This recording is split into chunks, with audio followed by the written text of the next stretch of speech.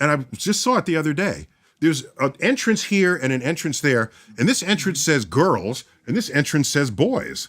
It's like, what the fuck? What? You separate them just to enter the school?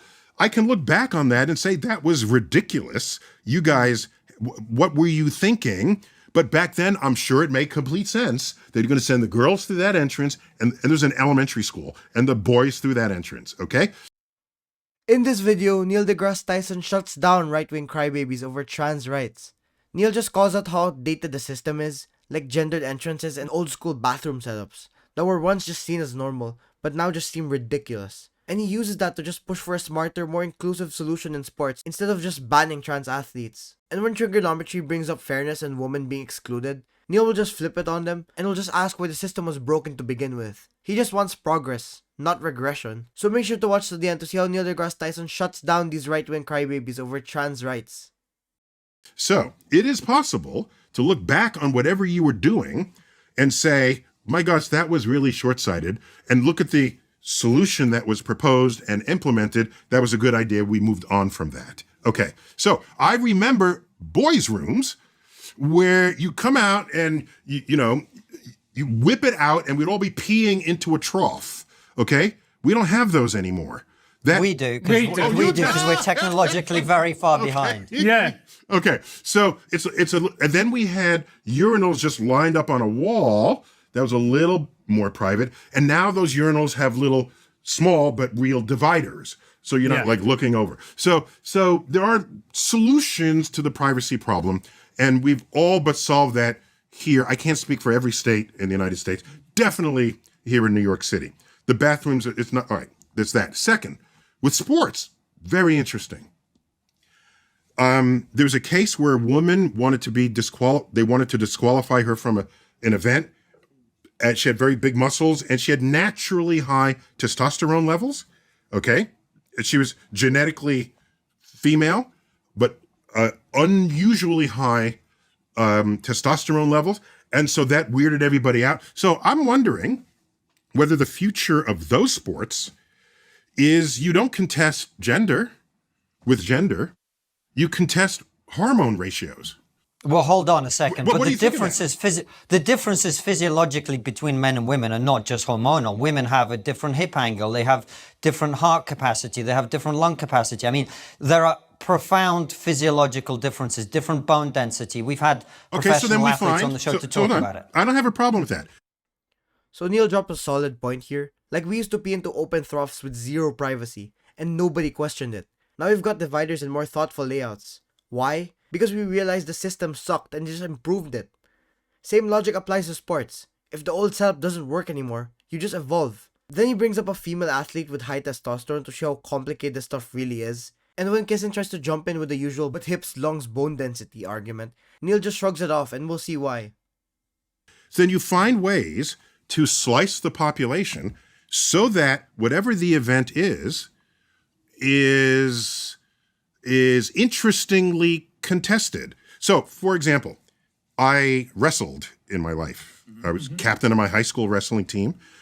It would be unfair for me at 190 pounds, which is what I was back then, to wrestle someone 120 pounds. Hold on. It would actually be unfair for you to wrestle someone who is also 190 pounds but female. Let me work my way there. Let me just work my way there, because fine. You are.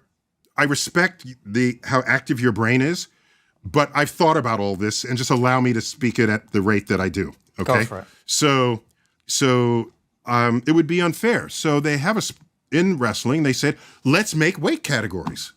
Okay. So we make weight categories. So I don't wrestle the 120. I wrestle a 190 pounder. So a wrestling match is not just this one person against the other person. It's 10 matches. And each one is intensely interesting because they are matched. Okay? So what the trans conversation is foisting upon us is the need to find ways to slice the athletic universe such that we still have interesting, fair matches. And is it a combination of, did you go through puberty as a male and then transition? Did you have puberty blockers? What is your hormone level now if you want to compete? So it requires more creative thought. Rather than saying no to it all, let's be creative about this as we were with wrestling, as we are with practically any other sport. In rowing, there's a heavyweight rowing and there's lightweight rowing. They don't compete against each other. Somebody came up with that to resolve the problem because more than one category of person wanted to compete.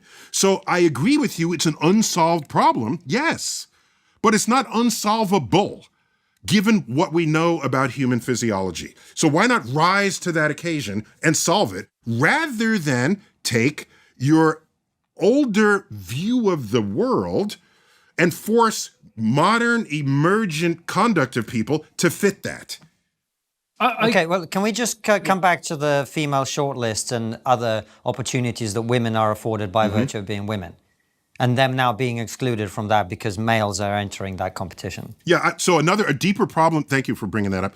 A deeper problem there is, why were women underrepresented to begin with? What kind of bias exists within Parliament or among the voters, maybe even the female voters, that prevented the representation from being there in the first place? That's a whole other social question that maybe can and should be answered at a deeper level than a quota coming in after the fact. Neil lays it out so clearly. If weight classes in wrestling exist to make matches fair, then why not apply the same idea to trans athletes? He's saying don't ban people. Get smarter about how we match competitors. And the way he says it is just calm, direct, and no drama. Just straight up logic. And Kesson even tries to interrupt with some nonsense about it being unfair even against someone his own weight, which doesn't even land. Neil just handles it perfectly and keeps it focused. He makes it obvious that the right-wing side isn't even trying to solve the problem. And when the topic shifts to female shortlists, Neil just hits harder. He asks why women need shortlists in the first place. What bias got them excluded from Bauer to begin with? That flips the whole debate. Instead of whining about fairness now, he's asking why the system wasn't fair to women to begin with. Oh, I'm not a fan of quotas, but if they exist... That's how I would address that question. Hold on a second. That's not addressing the question at all. The question is, female shortlist exists. Should biological males be allowed to enter those female shortlists? That's as simple as the question is. Yeah, I'm saying I would ask why you have the short list in the first place. It's because there's something deeper that's wrong with society, that women are underrepresented in governance. So to say now, to protect that now and not try to get to the root of that problem, I think is the cart in front of the horse. So I would go deeper to that problem. So but you don't there even are have to have women that question. whose opportunities are being curtailed today because they are being forced to compete, whether in sports or elsewhere, against people who have some kind of advantage over them. We're in a transitional period, so we have to figure that out. But the way to figure out things that require solutions to progressive change is not to regress it to how things once were. If that were the case, I would still be drinking from a segregated water fountain, okay? Oh, let's merge the water fountains and let's create the opportunities from below so that we don't even need the short list, okay? That's how I would approach this. So yeah, we're in the middle of solving that problem now. Let's figure it out together. I think a lot of people would have an issue with what you're saying, Neil, is because they see women being denied opportunities. They see an unfair playing field, metaphorically and literally speaking. So fix the playing field, damn it. What? Don't say it's an unfair playing field, so all of a sudden the big issue is trans women taking the slot of a woman in an unfair playing field. Fix the playing field. And you know something? The day you fix that playing field, this conversation will look completely ridiculous. That's what I'm trying to tell you. And Neil just closes it perfectly here. No dodging or dancing around it. He's just all about fixing the actual root of the problem instead of throwing blame at the most vulnerable. He keeps it focused on progress, calling out how ridiculous it is to act like old systems are worth preserving just because they're familiar. He's not just arguing for inclusion, he's demanding that we rethink how fairness works in the modern world. It's about building better systems from the ground up, not clinging to outdated ones like these biased hosts. And speaking of bias, are you getting tired of getting news from biased news sources? One outlet says one thing and another says the complete opposite? How are you supposed to know what's actually true? That's where ground news comes in. It lets you compare how different media outlets, whether it's left, right, or center, are covering the same story. So you can see the full picture instead of just the echo chamber. And here's the best part. Click the link in the description and get a 40% off the Vantage tier, which gives you even deeper insights in media bias and political trends. So stay informed, think for yourself, and check out ground news in the description down below.